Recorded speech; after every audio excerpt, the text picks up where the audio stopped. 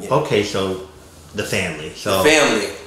Let's talk about first your relationship and what did you learn from them as far as your performance. So you mentioned MEEKA first. So MEEKA taught me how to take risk. MEEKA taught me how to grace. I remember we was voguing inside the house one time in Philadelphia, and I was giving hands. I was trying to go down, but I remember I was just going. And she was reading it, and I kind of felt some sort of way. You know, she's doing her Leo. And she was reading it, and I said, "What's the shade?" And she said, "You're not telling a story. Your voguing tells no story." And I didn't know what she meant. I mean, like, you know, so I walk down the street, and this person comes and kicks. I didn't understand what she meant. And she said, I don't get who you are. I don't get what you're saying. I don't get what you mean." And I didn't understand what that meant, and probably until 5 years later, honestly. MEEKA's very wise, you know, but what I understand now, that what that means is when you vogue, people are supposed to experience who you are through your movements. When you're saying something, like you're telling them about what you're experiencing right now in that moment. It's not just about giving hands because the beat is on. It's not about catching the commentators. It's about figuring out how to create a synergy inside the room and create a vogue atmosphere from your performance, you know? And back then I didn't know what that was. Kevin was the one who taught me precision. Little Kevin, Auntie Kevin. Auntie Kevin taught me precision, clean, take your time, wait for the beat. Don't come out rushing because the beat is jumping. You come out, you take your time, you give a performance. Patience. He taught me patience. Very patient. ALLOURA. ALLOURA, that was my twin.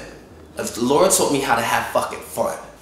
These bitches don't know how to have fun out there. It's too serious. They're too pressed. I mean, you told me that. Don't be pressed. I told you that for so long. Don't want to be pressed. Why do you think you was pressed? Like, what was it? Because you were wanna, young, or what was it? You want to win. I mean, you're trying to get it out. You know, you're trying to get it out. You're trying to be the best. You're trying to do a lot in 1 second, and only got 4 seconds to do it, to prove yourself.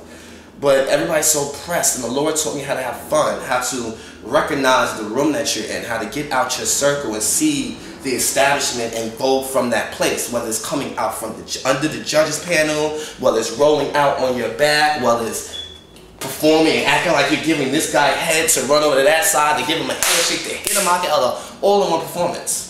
You know, ALLOURA taught me that, you know? What was the battles like with you and ALLOURA? Like, those battles and those... Well, that was your doing. You taught me how to battle. What do you mean I taught you how to battle? You taught me how to battle. You taught me how to not fear my component.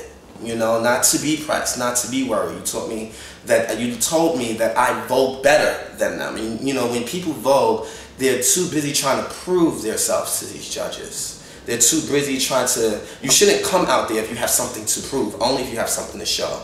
And you trained me with that, you know? So, as me and ALLOURA, I remember you used to set us up inside the house. It was like boot camp, y'all. It was serious, like boot. You used to vogue for hours. You know what's crazy? So now I was just talking about the Vogue boot camp. Oh, we used to have boot camp up in there, like we Vogue. Like these girls have cut up sessions. Y'all get on runs, pump a dip, beat, and then y'all just go at it. We practiced our elements. We went in. We studied each other. We act like we were at the ball. We practiced team performance when we didn't have a ball come up to do it. You know what I'm saying? We were in it. So, I mean, legends. But, yeah, you taught me that. And I think when the battling, I think it's understanding that it's fun. And understanding that, being confident in your element. All of them. You know? You don't do things that you're not sure about. Don't go out there and make a fool of yourself and just move, jump, and hope you catch that beat, bitch, because you might not. You know? I think it's really about execution. And I think that's what's really missing nowadays, what we had in the family and what we practice. But it's a generational gap, and I guess it's not necessary. What else did you learn? Who else did you learn from at that time? Who else? Niambi. I remember one time we was in Philadelphia. It was an interesting weekend. We don't have to talk about that. But I remember when I got back inside the house, Niambi was in the house, and she was voguing to Mama Say, Mama Sa, Mama Sa. And I watched her vogue inside probably 4 feet of space, and she vogued to the whole song in pure performance. She showed me that vogue is not only a dance skill but a technique. So Niambi taught me that. Sanaya is the one who taught me to understand the power of shade. So let's keep it real, because you better watch this. But also in this segment, I want to your relationships. You know, before we're gonna get back to Shania. What is your relationship with MEEKA? What kind of relationship do you have? MEEKA? Yeah. A spiritual relationship. MEEKA has always been my sister. You know, on an intense. I used to live for MEEKA growing up. She was my favorite DT performance. Like, I used to scream. And so when she was your daughter, I was a fan. I was a fan, and she took me under her wing. When she transitioned, she transitioned. Yes, when she transitioned, she took me under her wing, and through her transition, she was always loving, connecting to me. I remember her calling me inside the room really, really, really late at night, and she's like reading and writing in the dark, and we just sit and have like deep talks for hours. Still to this day, MEEKA knows things about me that nobody else in this world knows, and I appreciate her for that safety. ALLOURA, what was your relationship with ALLOURA? ALLOURA was crazy. Yeah, ALLOURA was crazy. People that don't know. Yes, she is everything that you experienced on that runway. Was her personality outside. She was authentic to who she was 24/7 a day. That's why I love me and ALLOURA. It was a difference between me and MEEKA. You know, ALLOURA's like my partner in crime, good or bad. You know. Oh, she definitely was. ALLOURA's my partner in crime, good or bad. I remember one time when we were stuck in Maryland. And for Thanksgiving, remember that time you didn't want to drive us back home for Thanksgiving in Maryland?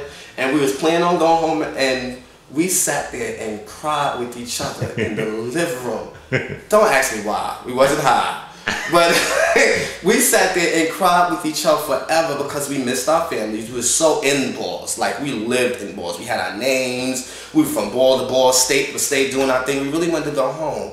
And after we finished hugging and crying, Sanaya walked in closet, listened to the whole conversation, crying with us. Oh, that was so cute. Could y'all do that again? Could y'all do that again?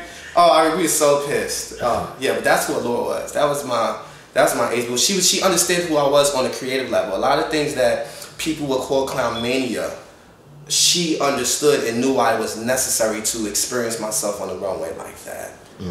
She supported my creativity and my artistic vision, you know, and the feeling was mutual. I understood ALLOURA. I understood the energy. She knew what dramatics was. Drama is not hitting the floor hard. Drama does not mean you're not soft and cunt. Drama is also its own type of voguing. You can see, I love Will Revlon. He was soft, but he was drama. It was in his face. It was drama. In his eyes. It was in his hand performance. There's a structure to it. And he was soft and cunt, but he was soft and cunt. Right. But he was dramatics. It was a drama to it. And ALLOURA understood that element. You knew when that category came in, and she always liked to be the first bitch to come out. You knew it was a change of a category. You knew she was bringing drama into the entire room, not the runway. She would go to the back and hold something, and the whole entire balcony would run downstairs just to see what she was doing in the back. I miss that about people. How did her death affect you?